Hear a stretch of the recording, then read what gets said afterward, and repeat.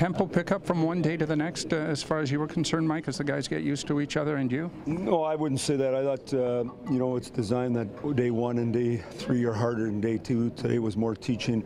I still thought we got them to skate, which is important for our group. We got to learn to skate and stop gliding.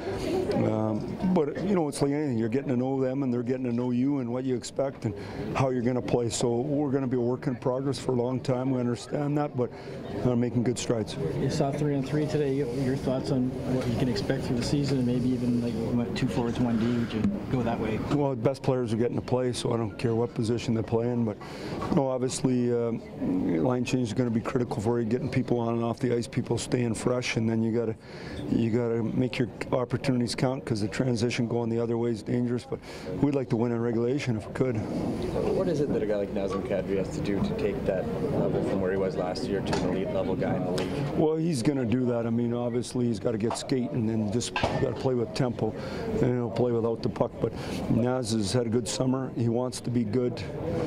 I sure like what I've seen.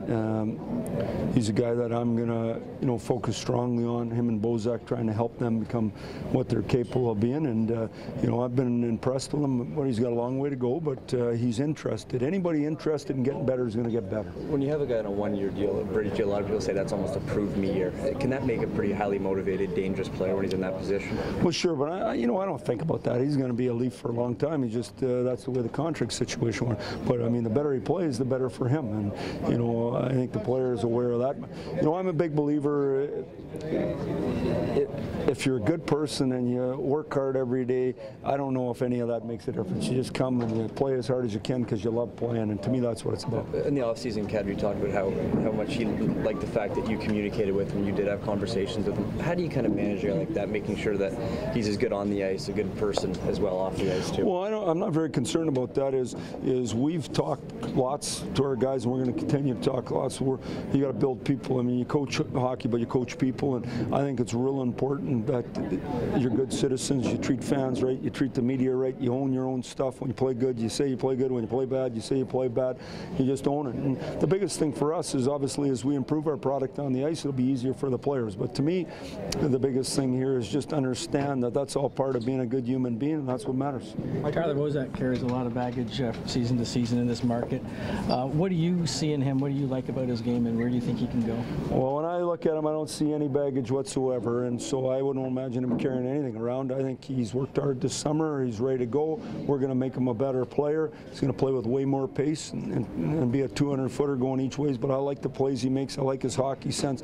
No different than Naz. We're going to get some pace out of him, and he's going to be a good player, but no different than Naz. I've been real impressed with my conversations with him and wants to be good. Mike, when you look at the defensive pairings, could you see a Morgan Riley or a Jake Gardner being ready for first pairing minutes?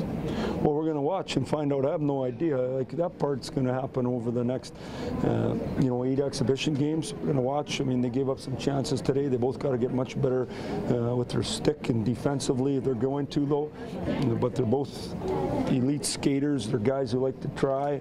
I think we need to help them out. But, just all in all, our defense, I believe we can make them a lot better. So that's the process we're in. Looking towards Monday, what are your challenges with that lineup, having to get veterans in and all that kind of thing? Well, not much. We're going to divide it into 2 teams, and we're going to play 8 exhibition games. And the guys we need to watch more will play a little more. Most veterans are going to play 4 games. So, we're looking right now and trying to figure it out. By the end of tomorrow, we'll know what our 2 rosters are for the first 2 games. I don't like that. Some guys are going to have to go back to back. That wouldn't be the way I would start the exhibition, but the way the schedule's set up with a split squad game, and then you follow it after that, just the reality of the situation. Matt Hunwick's mobility a real asset, given who you can pair him up with? Well, he knows how to play. That's his biggest asset. Is the package. When you look at the whole package, you look at his size, you look at his skating, you look at all that stuff, you're not as impressed. But because of his hockey sense, his IQ, his competitiveness, the way he trains, how strong he is pound for pound, that's why he's capable of doing good things, and he can help our guys get better because he makes good plays, knows how to play. Mike, when you look at Devin Setaguchi, do you see the potential for him to get back to where he was a number of years ago with San Jose? Well, that's what we're hoping. Now he's got a short window, just like all those guys. We're in a situation suddenly with the deal we made for Grabner, though, that we have lots of room to, so the best guys should get to be on the team. So we're going to find that out over the next while. But I can't forecast what's going to happen, guys. I'm just like you. I'm going to watch.